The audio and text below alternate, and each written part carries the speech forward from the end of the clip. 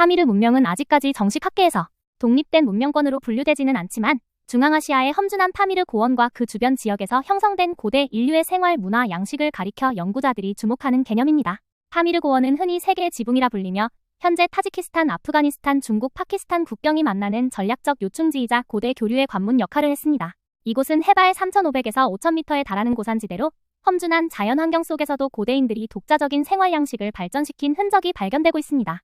파미르 지역은 약 5,000년 전부터 목축 수렵 초기 농경이 결합된 생활 방식이 자리 잡았습니다. 유목민 집단이 이동하면서 정착민들과 접촉하였고 이 과정에서 독특한 혼합 문화가 발생했습니다.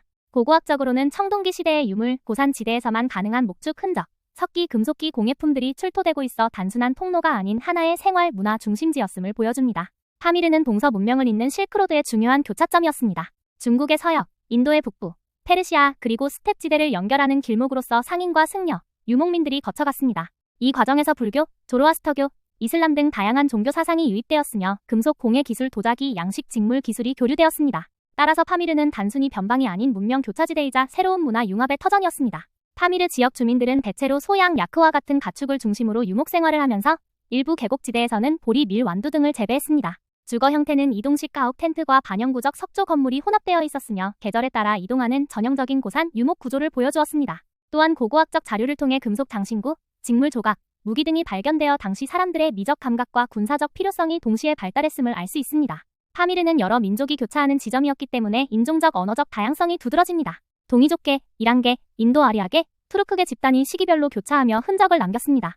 이로 인해 언어학적으로도 다양한 방언과 고리 번어가 남아있으며 현대까지 이어지는 파미르어 계통이 그 증거입니다. 이 언어들은 인도 유럽어족에 속하지만 독특한 발음을 유지하고 있어 살아있는 언어 화석으로 불리기도 합니다. 파미르 문명은 규모나 도시 발전 정도에서 메소포타미아, 황하, 인더스와 같은 세계 4대 문명과는 차이가 있지만 동서 문명 교류의 매개체라는 점에서 독자적 중요성을 지닙니다.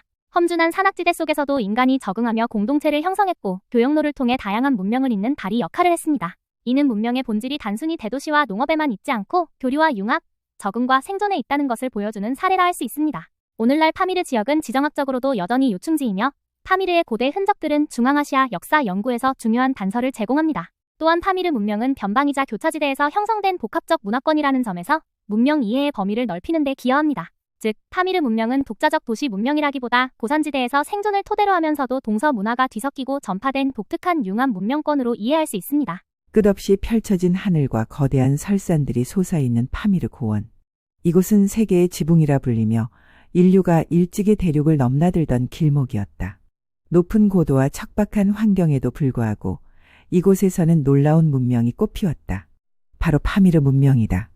수천 년 전 파미르 고원에는 동서의 상인과 유목민, 정착민이 모여들었다. 험준한 산맥과 빙하의 장벽 속에서도 사람들은 협곡을 따라 작은 마을을 세우고 초원을 따라 가축을 몰며 살아갔다. 그들은 단순한 생존에 그치지 않았다. 파미르 사람들은 동서 문명의 가교 역할을 하며 비단길의 한 축을 담당했다. 실크, 옥, 금 그리고 사상의 교류가 이곳을 거쳐 흘러갔다. 사람들은 산과 하늘을 신성시했고 별빛과 태양의 움직임을 기록하여 자신들만의 천문 지식을 쌓아갔다. 또 높은 산을 신의 거처로 여기며 제사와 축제를 통해 공동체의 결속을 다졌다. 유라시아 전역에서 온 문화가 뒤섞이며 파미르 문명은 독특한 예술과 언어, 생활 방식을 남겼다. 파미르 문명은 단일 제국처럼 중앙집권적이지 않았다. 오히려 수많은 부족과 공동체가 협력과 경쟁을 반복하며 유지된 네트워크였다. 하지만 바로 그 유연함 덕분에 이 문명은 수천 년 동안 이어져 왔고 동서 세계를 연결하는 다리로서 끊임없이 역할을 수행했다. 오늘날에도 파미르 지역을 찾으면 그들의 후손이 지켜온 전통 노래와 춤, 장엄한 설산 신앙 그리고 고대의 흔적을 만날 수 있다. 파미르 문명은 단지 오래된 역사가 아니라 지금도 살아 숨쉬며 사람들에게 인류는 험난한 자연 속에서도 문명을 피워낼 수 있다는 메시지를 전하고 있다.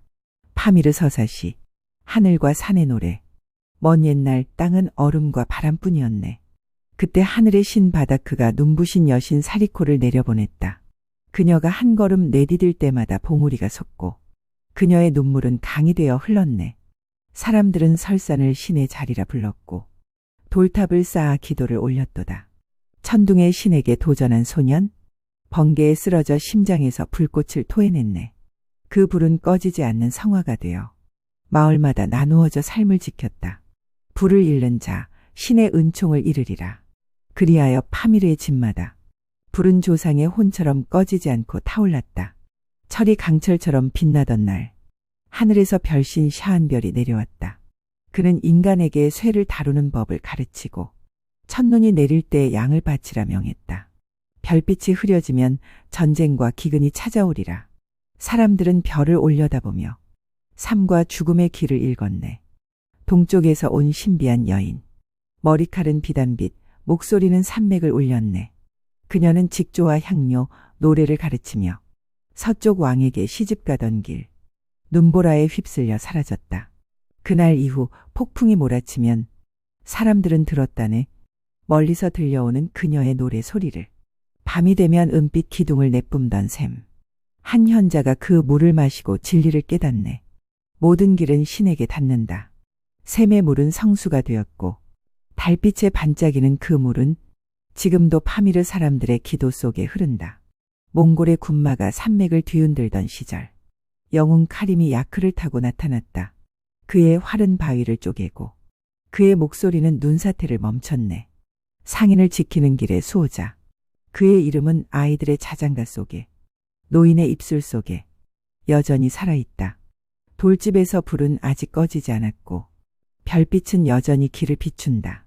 폭풍이 불면 비단 여인의 노래가 들리고 달빛 샘물은 아직 성스럽다.